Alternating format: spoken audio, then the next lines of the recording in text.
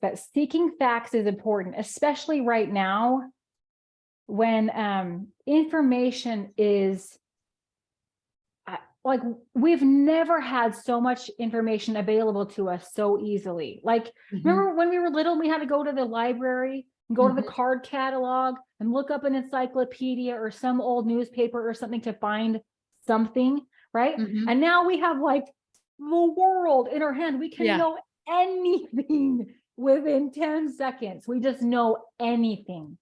And with that, like, we can all put information out. I put information out, you put information, like we can just put information out there. So we have to be careful that we are seeking facts. As women, we love emotional stuff. It's not just women, like it's all people. That's why the news is so successful when they run these high emotional stories. But we're talking to women, okay?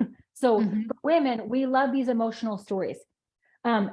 And then I want to take it like, not just the national level, not just how we feel about the president or whatever, but let's take it local. What is the information, the stories that we are hearing about our parents and our siblings and our neighbor and the people at church and our friends and on Facebook? Like, are we just diving into stories, or are we getting the facts? Are we stuck in a gossipy train because it feels good to know the first story? Or are we seeking the facts? Are we understanding what's happening? And are we defending the facts and not just going for what makes us look good or feel good or is easy, right? To defend truth can sometimes be really hard. It might be a sacrifice. You might sacrifice popularity. You might sacrifice just comfortable feelings or peace in the moment. You might sacrifice being a part of a group. You might sacrifice like all kinds of things. It might be a sacrifice for a while, but I just believe in the scripture that says the truth shall set you free. It really ultimately does. I've lived in a culture where gossip is rampant and it's huge and it always touches everybody on deep levels. When I was in high school, there was like, I can just tell, when I was in high school, I refused to make out with a boy.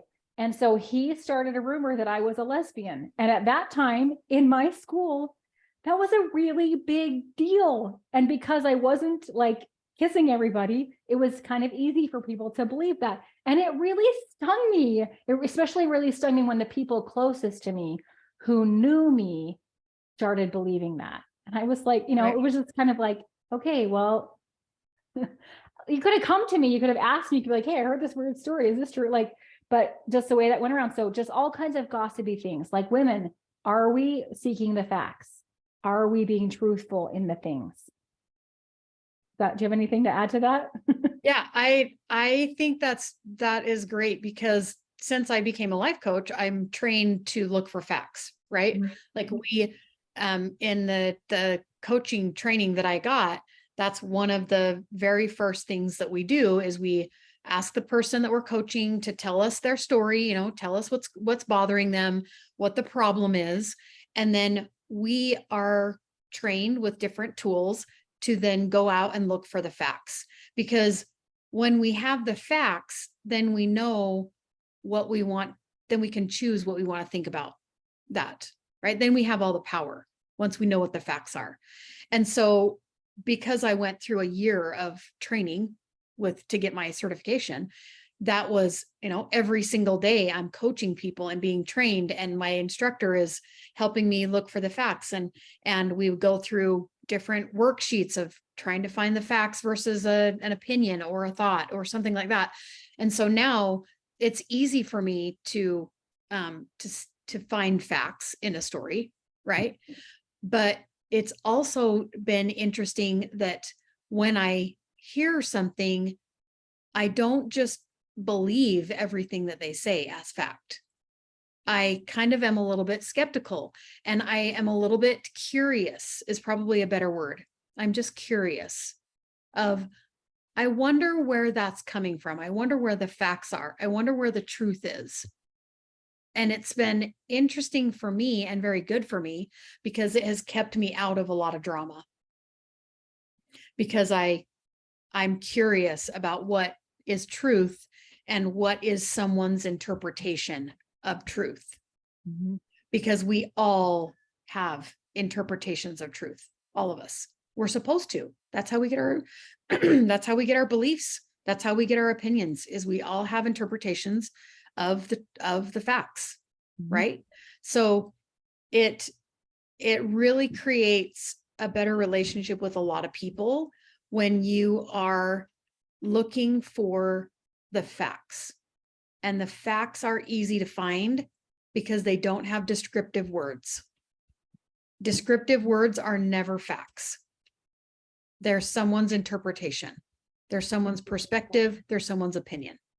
So that is something that has changed my life in my relationships, is making sure that I know what the facts are and then determining what my opinion and what my interpretation is going to be of those facts.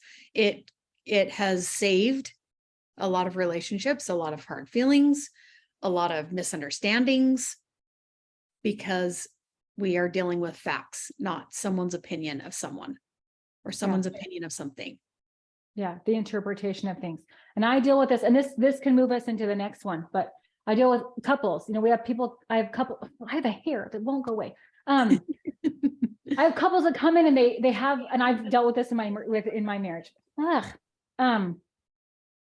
It's words like they always, Yes. they never, Mhm. or like they just see it this way. They want me to do it this way. And then when the couples start talking, then they're like, that's, whoa, what? No. Because it's Mhm. just what the interpretation was, or that's how it felt. Mhm. Or when we dig into it, it was like one time. Mhm. Or it is occasionally, but it's not all the time. So when we start to get in these factual words of like these absolutes, like always, never, ugh, go away. It's in your lip gloss. Yeah, well, and I still have like a split lip, so that's pretty awesome. So we have to be truthful about, are we mixing our emotions and our anecdotal interpretation with facts? Mhm. Like if you really that's why I love budgets, is it's factual, it's objective. Mhm. The numbers don't lie. You can be like, you can say, she's always spending all the money on purses every time she goes with her sister. But if you look at the budget, she did it 3 times. Or like, Yeah. he's always going on every hunt and he's spending all of our money on hunting. But if you look at the facts, it was like 3 times. Twice. Yeah. Yeah. So, and that's what that's what I love about. I never do that. But if you look, you're like, oh, I did it 4 times. Okay. So Yeah. that's why I love, budgets and money. It's objective, it's factual.